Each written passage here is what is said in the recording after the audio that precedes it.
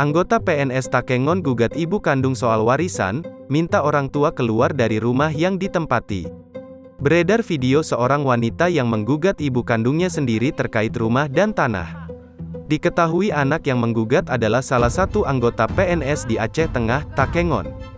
Dari keterangan video, wanita yang diketahui berinisial A ini menggugat ibunya dan adiknya untuk meninggalkan rumah yang mereka tempati.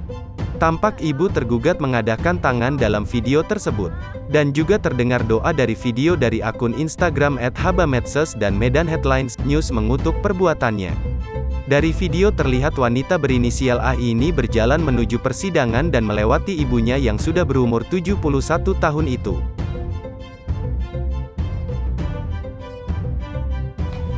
Pak Bupati, ini anggota Bapak, ya. Ini anggota Bapak menggugat.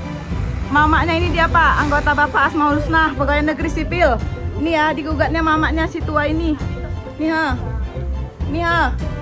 Gak tahu diri, ini mamak sendiri kok. Ini dia Asmaul Husna.